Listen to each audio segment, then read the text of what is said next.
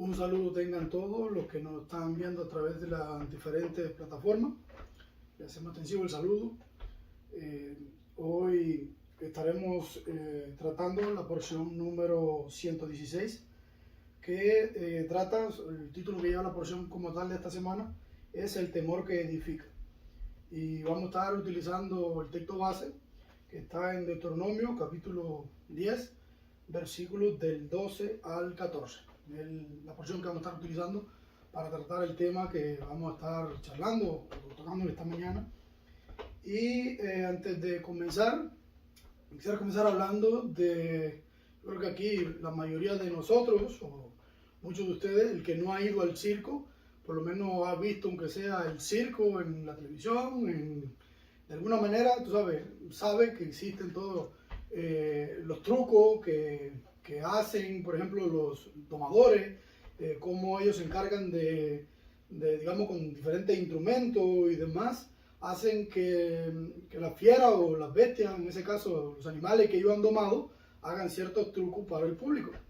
Y interesantemente, estaba yo en esta semana cuando analizaba el tema de la porción y eso, estaba viendo unos videos que tienen que ver acerca del círculo y cómo domaban a los animales, o sea, los diferentes tipos de técnicas que tienen las personas que doman a esos animales para, digamos, lograr que hagan esos trucos delante de las personas y así, ¿sabes? Es parte del show que le muestran a las personas.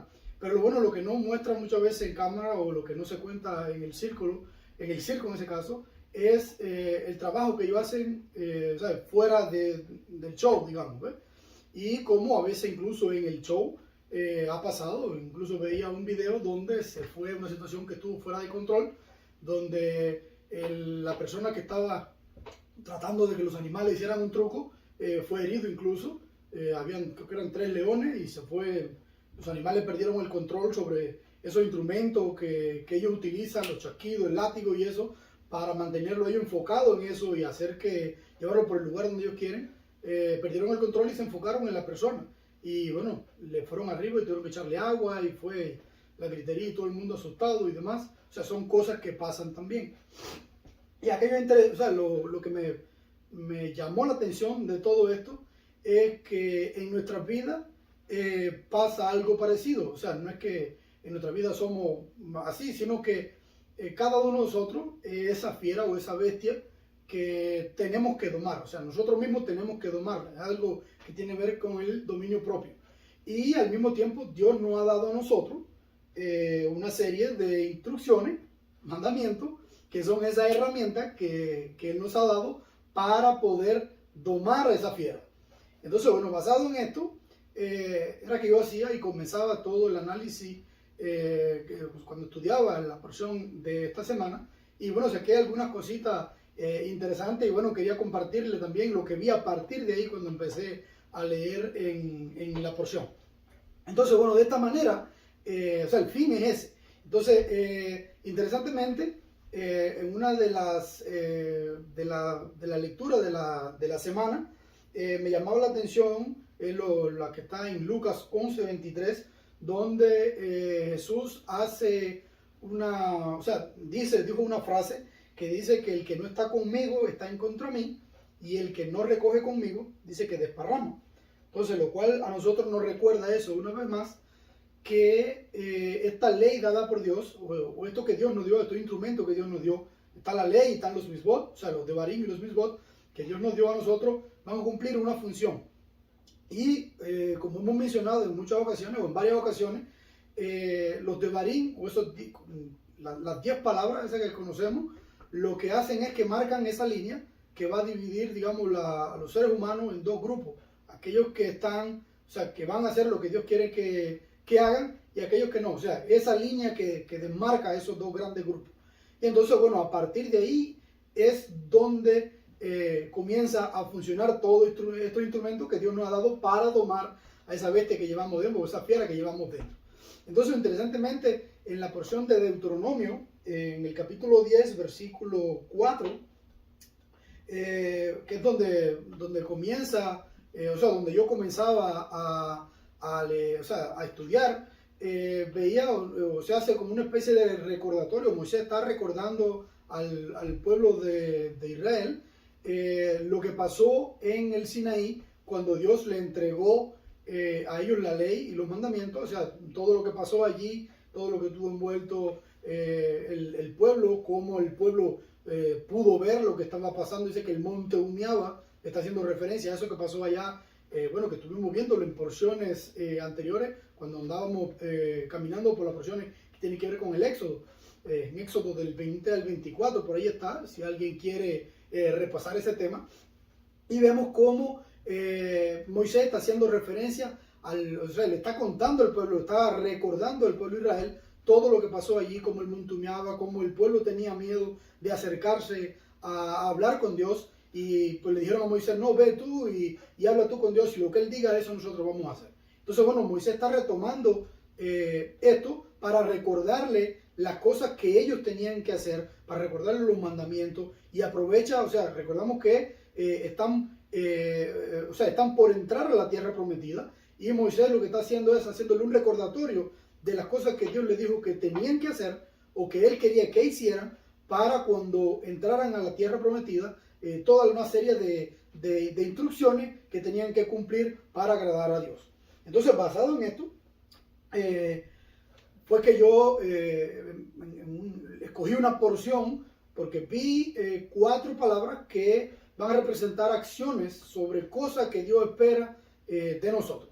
Y entonces, bueno, basado en esto no solamente era para el pueblo de Israel, esto tiene mucho que ver incluso con nosotros hoy en día, porque de la misma manera en la que Dios esperaba del pueblo de Israel que cumplieran con aquellas cosas que Él le mandó o sea, esas instrucciones que Él le dio para que le fuera bien, porque bueno, Él entendía como ser supremo que era la mejor manera en la que ellos iban a vivir, y quiso dárselo como una especie de regalo. Y entonces, bueno, Él esperaba que tuvieran una reacción. Entonces, estas palabras van a representar 4 acciones. Bueno, yo escogí 4 palabras que fueron las que vi aquí en este texto. Hay muchas más cosas, por supuesto, que sacar del texto, pero yo quise concentrarme en estas 4. Y las vamos a encontrar en los versículos del 12 al 14, que es donde vamos a estar centrándonos nosotros en esta mañana. Y voy a leer aquí el versículo que está en Deuteronomio 10, voy a leer el versículo 12, donde dice: y ahora, oh Israel, ¿qué te pide Adonai tu Elohim, sino que temas a Adonai tu Elohim, que andes en todos sus caminos, y que lo ames, y sirvas a Adonai tu Elohim con todo tu corazón y con toda tu alma? Eso es en el versículo 12. Y aquí la primera palabra que saltaba o que me llamaba la atención a mí, y creo que tiene una importancia muy grande, porque incluso la misma porción, el título de la porción habla de esta palabra. O sea, la porción, recordemos que se llama el temor que edifica. Y entonces me resaltaba esta palabra aquí, la palabra temor, o sea, o que temas a Elohim, a Adonai tu Elohim. Y esto representa, primero que todo, o sea, me puse a buscar también los significados que tiene en el idioma hebreo la palabra, que representa esta palabra que nosotros usamos en español en otro idioma, para ver qué otro significado pudiera tener, porque creo que es de gran importancia el poder entender este término. El temer es, como en la porción se explica, da algunos matices de lo que significa ese temer. Pero bueno, yo fui un poquito más allá para poder entender mejor y digamos, a ampliar el panorama, para yo poder entender un poco mejor a qué se estaba refiriendo. Entonces, como les decía, es una acción que nosotros tomamos, y dentro de los significados de esta palabra temor, que en hebreo es la palabra yirá, dice que tiene varios significados. Se puede traducir como temor, como miedo, se puede traducir también como mirar con un sentimiento de respeto y reverencia, considerar sagrado, considerar algo asombroso. O sea, todos estos significados van a evocar a acciones. Y también cuando buscaba en la raíz de la palabra como tal, que también, o sea, tenían, los significados vienen siendo muy parecidos, que es ser temido, ser reverenciado, ser temible, atemorizar, asustar, sentirse intimidado, amedrentado, y nos daba una serie, y tenía mucho más significado, y venía con una serie de pasajes bíblicos donde podíamos ver la manera en la que se utilizaban todas estas palabras. Se hace un poco extenso poder hablar de todo, por supuesto, pero quisiera centrarme solamente en lo que tenía que ver con el título, digamos, de la porción. Porque cuando uno dice, bueno, temer a Dios, si ¿es tenerle miedo a Dios? O es, o sea, a veces se nos hace difícil a nosotros poder definir, digamos, con una sola palabra ese sentimiento. Como él decía, es una acción que uno toma, es algo que tiene que ver con los sentimientos. Entonces, bueno, cuando yo revisaba todos estos diferentes pasajes y me ponía, o sea, me ponía a pensar y me hacía la pregunta, bueno, ¿a qué se referían los antiguos cuando escribían esta palabra temor? Ya que tenía varios significados. Y entonces, bueno, saltaba esa regla, digamos, una regla general que Liber los programas de la Biblia bien leída explica algo que dice que, bueno, que a veces la etimología de la palabra va a verse, digamos, o lo que significa la palabra, va a verse su significado implícito en el texto. O sea, tenemos que analizar el texto para poder entender cuál significado pega más, ya que tiene, bueno, que tiene varios.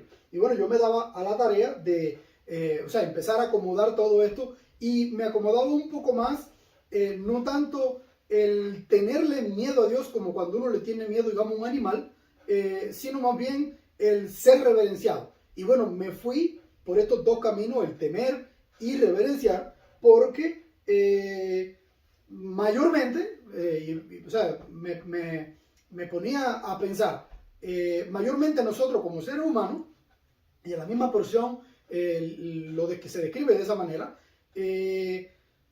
tenemos miedo de cosas que vemos, o que simplemente, por ejemplo, no solamente cosas físicas, como por ejemplo usted ve, hay personas que tienen miedo a un perro o a una araña o a cualquier animal, pero hay cosas también, o sea, son cosas físicas a las que usted teme, a las que usted puede ver. O sea, mayormente usted le tiene miedo a cosas que ve, pero también tiene o siente temor de otras situaciones, como por ejemplo cuando está en las alturas.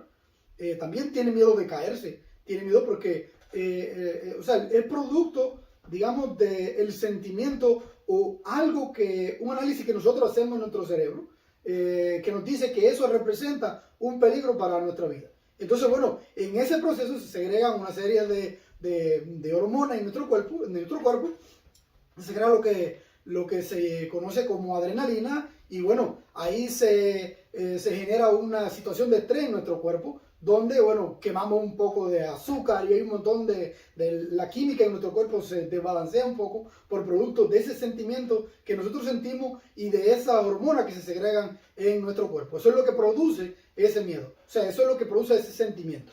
Pero bueno, no es este el punto. Entonces usted dirá, bueno, ¿qué tiene que ver esto? Porque bueno, no es eso lo que sentimos nosotros cuando nos referimos a Dios. Y entonces, bueno, ese es el punto. O sea, cuando yo ponía en la balanza, digamos, el temer a Dios, o sea, ¿por qué tenemos temor de Dios? ¿Por qué tememos a Dios? ¿Tenemos miedo a Dios o de las consecuencias que tiene el estar, digamos, lejos de Dios? ¿O es otra cosa? Entonces yo me ponía a analizar todo esto, porque realmente el tener miedo no es malo. O sea, el tener miedo produce cosas buenas en nosotros. Una es precisamente el hecho de estar alerta. Por ejemplo, cuando usted tiene miedo de un perro, usted lo ve y usted anda como todos los sentidos se ponen en función de ver dónde está el animal. ¿Por qué? Porque usted cree que va a venir, que lo va a morder o que le va a pasar algo. Pero no siempre el perro lo va a atacar. Usted simplemente está alerta. Esa es la parte buena, que a veces nos cuida o nos protege a nosotros de muchas cosas. Pero en el caso cuando tenemos que ver con Dios, o sea, ¿de qué nos protege? No sé si me entienden. Entonces, cuando uno tiene que ver con Dios, uno no anda pensando como que Dios le va a hacer daño a uno. Porque Dios, o sea, ese no es el sentido que tiene. Dios no quiere hacerle daño a nosotros. Es todo lo contrario. Y eso se pone de manifiesto, por ejemplo, cuando el mismo David, por ejemplo, dice cuando Dios, o sea, cuando ando en el valle de sombra o de muerte, Dice, yo no debo tener temor. ¿Por qué? Porque tú andas conmigo. Tu vara y tu callado me infunden aliento. O sea, Dios no representaba para David un peligro. Y entonces él no le tenía miedo a Dios por lo que representaba. Entonces, o sea, hago la comparación para poder entender este punto. O sea, la persona le tiene miedo al perro porque tiene miedo que lo muerda. Pero la persona no le tiene miedo a Dios porque cree que Dios le va a hacer daño.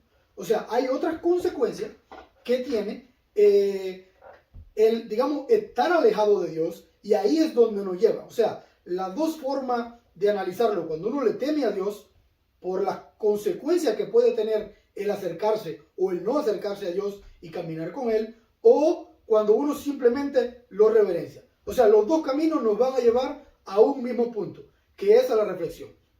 Y es algo por lo cual yo creo que tiene gran importancia. E incluso en uno de los versículos que yo analizaba cuando estaba estudiando, es el proverbio, en Proverbios 9:10 o el Salmo 111, versículo 10, que hablan de lo mismo, y es donde dice, o sea, el salmista dice que el temor a Adonai es el principio de la sabiduría. Yo decía, bueno, ¿cómo el miedo te puede llevar a la sabiduría? Y bueno, es precisamente ese análisis que yo hacía, donde ya sea que tú reverencies a Dios o que tengas temor de las consecuencias que puede tener para ti el andar alejado de Dios, por lo que Él representa, por su poderío, es algo que tú no puedes dominar, o sea, no es algo que tú puedes controlar. Entonces uno se siente, esa inferioridad que nosotros tenemos delante de Dios pudiera producir miedo. O sea, que tiene consecuencias. No puedes tú tomar acciones en contra de Dios.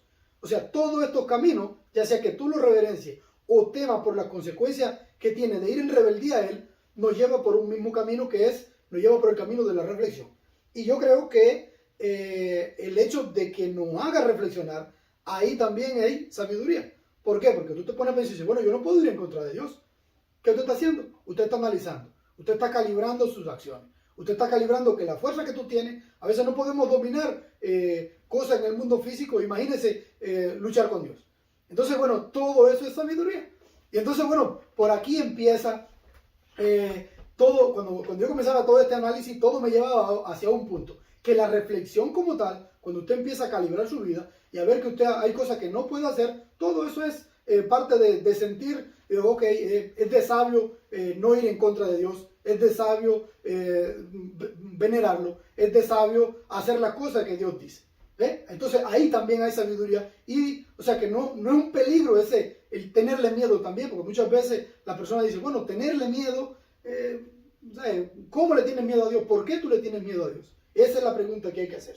Entonces, bueno, cuando analizaba un poco más, o sea, de las implicaciones que tiene en la vida espiritual, iba un poco más allá, y es el sentido de que casi todas las personas, o todo lo que en algún momento se han dado la tarea de pensar o de analizar lo que implica, digamos, la vida más allá después de la muerte, o sea, después que muera esta parte física. Yo creo que todo el mundo ha llegado a ese análisis, y precisamente es donde uno comienza a calibrar y a tomar en cuenta muchas veces las cosas que Dios nos ha dado o el por qué, digamos, hacemos las cosas, qué Dios dice, sentimos miedo, si me muero, iré al cielo, no iré al cielo. Y entonces ese miedo, ¿qué produce en nosotros? Y más bien, como nos mantiene alerta de nuevo nosotros, o sea, tiene el mismo sentido. ¿Por qué? Porque se va a convertir en un instrumento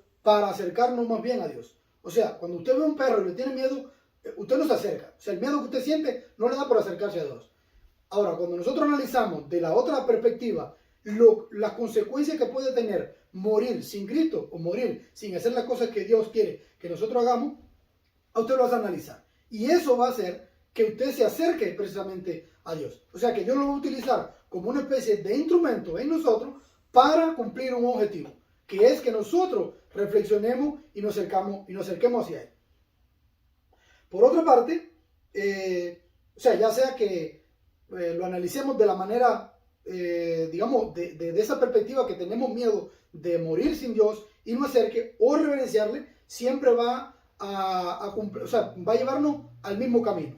Y es que al final de todo esto, el tener miedo se va a resumir en algo como no solo tenerle miedo a Dios, sino más bien tener miedo a fallarle a Dios. O sea, a quedarnos en un lugar o un vacío donde tengamos un destino que no es el que queremos tener. Es más bien tener ese miedo, digamos, de estar fuera de todo lo que implica estar con Cristo. ¿Ves? Eso es el miedo que nosotros tenemos. Porque no es realmente tenerle miedo a Dios. Lo que tenemos miedo es la consecuencia de estar o no sin Él. Entonces, bueno, nos va a llevar por ese mismo camino. Y bueno, yo lo resumía entonces de una manera que es tener miedo precisamente de pisotear esa obra salvífica, ese instrumento que nos va a acercar a nosotros de forma consciente a aceptar el andar con Jesús o con esos caminos o por esos caminos que Él ha trazado para nosotros. La otra palabra que me llamaba la atención a mí, la podemos encontrar un poquito más adelante en ese mismo versículo 12 del capítulo 10, que es la palabra andes, o sea, que tú andes. Volvía también a los significados o sea, para tratar de encontrar en el hebreo, el idioma que se fue escrita la Biblia, para ver si uno podía entender, digamos, porque bueno, cuando dice andar, y tenía mucho significado, fue una de las cosas que me llamó la atención, tenía cerca de 37 diferentes significados, o se podía utilizar de muchas maneras, lo cual me maravillaba, porque bueno, hay muchas maneras de usarla, y lo interesante de esto es lo que seguía después de la palabra andes, o sea, cuando dice que tú andes, es algo que Dios espera de nosotros, que tú andes en todos sus caminos, o sea, no son los caminos de nosotros. Y aquí lo relacionaba incluso con la porción anterior, cuando el pastor Liber hablaba en el domingo anterior, que decía que no caminen por camino de gentiles. Y ¿sabes? Comenzaba yo a analizar todo aquello, toda la predicación pasada, y bueno, aquí yo tomo también, por si alguien no la vio, es bueno que le recomiendo incluso que la mire porque tiene mucha relación, y es precisamente eso. Dios está diciendo, anda en todos esos caminos que yo te estoy dando. O sea, anda por cualquier camino, anda por aquello que yo te di, esa pauta que yo tracé, esa cosa que yo te di para que tú te mantengas de una manera diferente, porque bueno, sabemos que todos estos mandamientos que Dios le dio al pueblo de Israel, lo que hacían era que iban a crear un estilo de vida en el pueblo de Israel que iba a ser diferente a todos los pueblos que lo rodeaban. Entonces por eso es que Dios está diciéndole, bueno, Moisés en ese caso está diciéndole al pueblo, Dios lo que espera de ti es que tú andes en todos esos caminos que Él trazó ya para ti. ¿Por qué? Porque va a diferenciar. Él lo que está esperando es que tú camines de una manera diferente, que tú seas algo, digamos, algo especial, que tú te diferencies de todos los pueblos porque vas a andar de una manera diferente. Teníamos, bueno, muchísimos, la palabra andar dentro de los significados que tenía, y fue algo que me gustó mucho, que tenía que ver, había uno que tenía que ver con ese comportamiento, por eso lo relacionaba con esto, o sea, el andar en esos caminos, o sea, no es que yo creé una carretera y voy a caminar por ahí, no, son caminos que tienen que ver con el comportamiento de una persona en sí. Y, o sea, la definición que más me interesó aquí es vivir o comportarse de una manera determinada, constituyendo un estilo de vida como si fuera la acción de caminar en un patrón constante, que básicamente es el camino que nos muestran a nosotros los mitzvot que Dios nos ha dado. O sea, una vez que uno decide caminar con Dios, hay una serie de pautas que nosotros debemos seguir, que lo que van a hacer es crear un patrón en nuestra vida que nos va a guiar a nosotros en ese comportamiento o en esa forma de vida que nosotros hemos decidido voluntariamente someternos. Entonces, esta es la parte interesante. Entonces, ¿qué Dios está esperando de nosotros? Que nosotros andemos en esas pautas, que nosotros andemos en esos caminos que Él creó. La otra palabra que me llamó la atención era la palabra que tiene que ver con amor, o sea, con el amor. Dice que lo ames, o sea, que tú lo ames, o nosotros, cada uno de nosotros. Y aquí, bueno, aquí se complica un poco el asunto, en un sentido, pero nos lo pone fácil por otra parte, porque bueno, aquí es donde todo el mundo comienza a dar digamos, su definición de amor. Y es donde se complica el juego, porque bueno, no es lo mismo y sabemos que hay diferentes, cuando uno lo pone, digamos, comienza a definir lo que es el amor, no es lo mismo, digamos, el amor a la pareja, el amor a un hijo, el amor por un amigo, por una cosa, por un objeto, son diferentes maneras de asociarlo. Y dentro de las definiciones que nos daba, que yo buscaba del hebreo, que es la palabra abá, está el verbo amar, está el amar intensamente, tener un gran afecto, tener cuidado, o sea, tener lealtad hacia Dios en este caso, o sea, apuntando directamente ese tipo de lealtad a Dios se considera también en ese amor, y precisamente este último de lealtad, digamos, a Dios fue uno de los que más me llamó la atención. ¿Por qué? Porque precisamente, o sea, nosotros amamos a la familia, pero amamos a Dios de una manera diferente. Nuestro amor por Dios no es como, digamos, el amor como yo quiero a mis hijos, ni como yo quiero a mi esposa, ni hacemos cosas, digamos, iguales por ellos. O sea, el amor a Dios es diferente.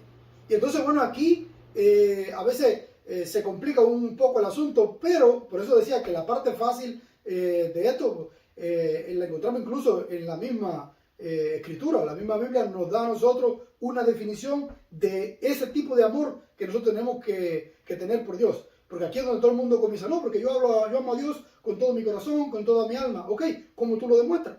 O sea, ¿cómo tú demuestras realmente que tú amas a Dios?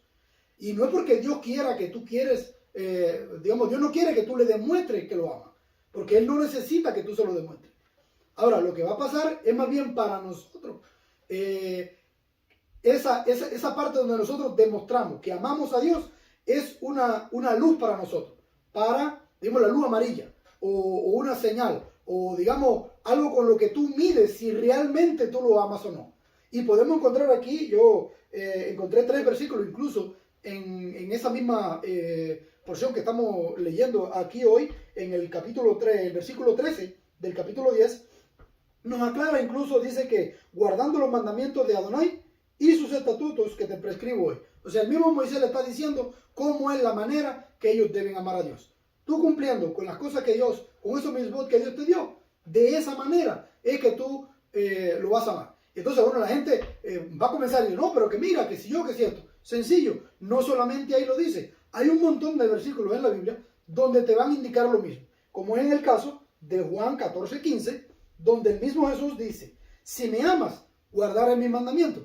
O sea, aquí tenemos la respuesta. La misma escritura, eso no lo estoy diciendo yo, eso no lo dice el pastor, no, lo está diciendo el mismo Jesús. Ahí está escrito en la escritura. Dice, si me amas, guardaréis mis mandamientos. Y en otro, un poquito más adelante, del mismo capítulo 14 de Juan, versículo 21, dice, el que tiene mis mandamientos y los guarda, este es el que me ama. Sencillo. Por eso le decía, es fácil. Usted puede decir lo que usted quiera, que usted lo ama con todo el corazón, puede poner la definición que usted desee. Si usted no hace lo que dice la escritura, que es guardar sus mandamientos, usted simplemente no lo está amando. O sea, está sencillo, de una manera, ¿cierto? Ahora, lo que no es sencillo es poner en práctica todos sus mandamientos. Esa es la parte que no es sencilla. Pero bueno, el patrón lo tenemos. O sea, tenemos, digamos, el indicador lo tenemos. O sea, tú estás cumpliendo con los mandamientos que Dios dice que hay que hacer. Bueno, ahí tiene. Si usted está cumpliendo con eso, usted puede decir que lo ama. De otra manera dice, bueno, el que no lo hace es un mentiroso. Incluso ahí lo dice un poquito más adelante, en ese mismo capítulo el mismo capítulo 14 de Juan, lo dice, bueno, ese que no lo hace simplemente es un mentiroso. ¿Por qué? Porque no está haciendo lo que ahí él mismo lo define. Tú me amas si guardas mis mandamientos. Es una condición. ¿Ves? Y no es que uno le va a demostrar, vuelvo y repito, a Dios que lo ama porque cumple, o te vas a proponer, bueno, yo voy a cumplir con los mandamientos porque yo lo amo. No, no funciona de esa manera. Porque es la forma voluntaria donde nosotros hemos decidido vivir de esa manera porque sabemos que es lo mejor para nuestra vida, porque sabemos que Dios, precisamente en su soberanía y en su, digamos, en su eternidad, en su sabiduría, es lo mejor que nos dio. O sea, es la manera en la que nosotros aceptamos eso para vivir. Y de esa manera nosotros nos demostramos a nosotros mismos que amamos a Dios. La otra palabra que me llamaba a mí la atención es la palabra servir, o servir a Dios, en ese caso. Dice ahí, y sirvas a Adonai, tu Elohim, con todo tu corazón y con toda tu alma, dice ahí ese versículo 12 del capítulo 10 de Deuteronomio. Cuando yo buscaba también el significado de la palabra sirvas, o del verbo servir en ese caso, no es que sirve de algo que sirve, es el servicio que nosotros prestamos. Y bueno, va en ese sentido cuando vamos a servir a Dios. Es interesante lo que encontraba, porque todas estas palabras que hemos estado viendo en esta mañana tienen un sentido porque son una acción, son algo que tenemos que hacer. ¿Ves? Llevan implícito, no es el hecho de lo dije ya, no. Es un caminar, no es algo que tú empiezas a hacer y dices, bueno, ya, voy a temer a Dios ahora. No, toma tiempo temer a Dios, toma tiempo andar en sus caminos, toma tiempo servirle a Dios. Todo implica de una acción diaria. ¿Ves? Eso es lo interesante de todo esto. Entonces, bueno, tú decías, bueno, ¿cómo servir a Dios? ¿Cuáles implicaciones son las que tiene el servir a Dios? Y es algo que, como le decía, usted tiene que cultivar. No es algo que dice, bueno, hoy me levanté y hoy tengo ganas de servir a Dios y voy a servirlo por toda la vida. No, es algo que usted se levanta hoy, se levanta mañana, se levanta pasado, se pasa 5, 15, 20 años y es algo diferente todos los días. Es algo que uno tiene que cultivar, que tiene que, trabajar en eso. ¿Ves? Y en ese sentido precisamente es que van los diferentes significados que tiene la palabra servir, que son labrar la tierra, o sea, labrar en este caso la tierra o trabajar, cultivar la tierra, servir, trabajar para otro, prestar un servicio, ya sea, digamos,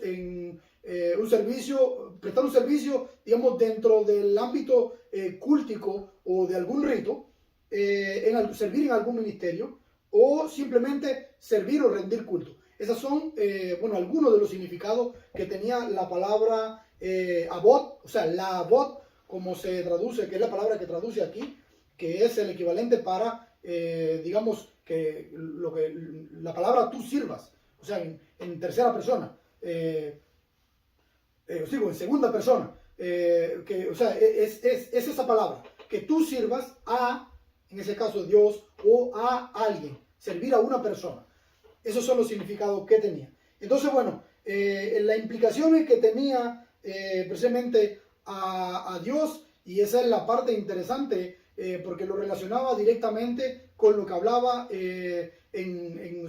recientemente en la otra palabra anterior, que es esa forma voluntaria donde uno, trabaja y lucha por estar en este camino. Y me venía a la mente incluso lo que tocábamos nosotros en una de las porciones, por allá por Éxodo 21, el capítulo 21, versículos del 2 al 6, donde habla acerca de cuando el esclavo salía libre y no quería irse de la casa de su señor.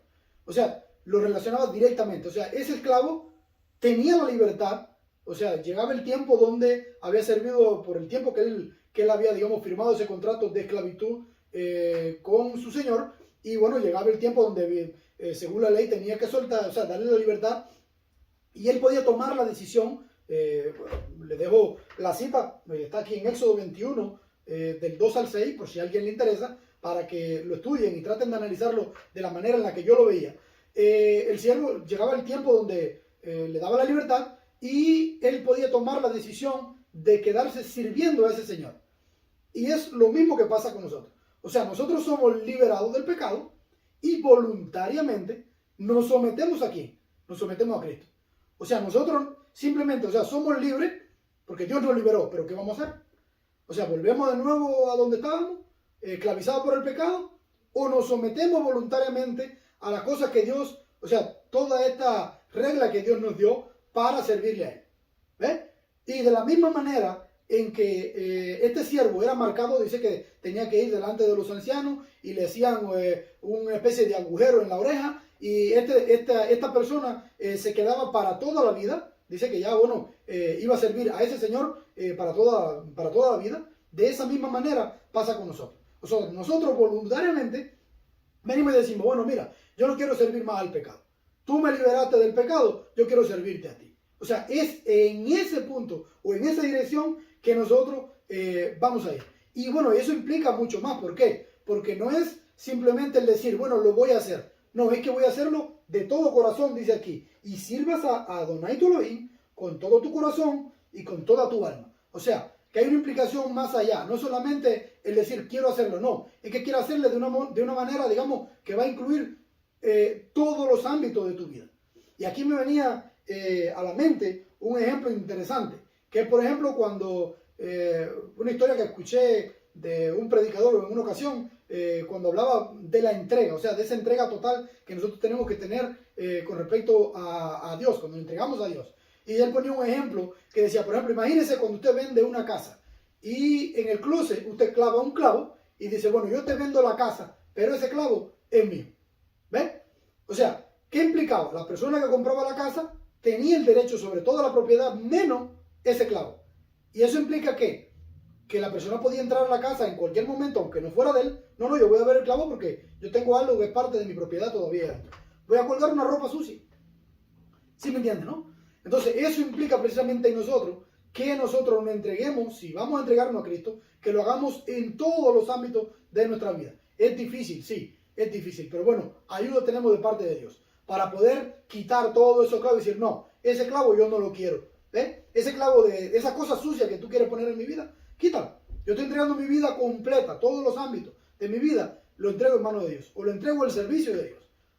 Eso es lo que nos está aclarando a nosotros, bueno, lo que sacamos nosotros de este versículo aquí. Y a manera de conclusión, también aquí veían el versículo 14 que dice, he aquí, de Adonai tu Elohim, le está diciendo Moisés, he aquí, de Adonai tu Elohim son los cielos y los cielos de la... dice, voy a repetir, he aquí, de Adonai tu Elohim son los cielos y los cielos de los cielos, la tierra y todo cuanto hay en ella. O sea, que no hay nada, o sea, nada material, que nosotros podamos darle a Dios, como incluso decía ahí en la porción, no podemos darle nada físico, nada que tenga valor a Dios, porque todo lo que existe, todo lo creado, toda la materia, todo lo que existe es de Él. Lo único que nosotros podemos hacer para agradar a Dios y en agradecimiento al mismo tiempo es aceptar sus mandamientos, ponerlos en práctica y así cumplir con el propósito para el cual nosotros fuimos creados, que es relacionarnos precisamente con Dios de una manera voluntaria. Y entonces, bueno, en esta mañana la conclusión al final es que nuestra meta sea temer, amar y servir a Adonai, nuestro Elohim, y que todo el tiempo estemos aferrados en nuestro andar, en todas las cosas que hacemos, y que nuestra alabanza siempre sea solamente para nuestro Dios. Que el Señor le bendiga en esta mañana.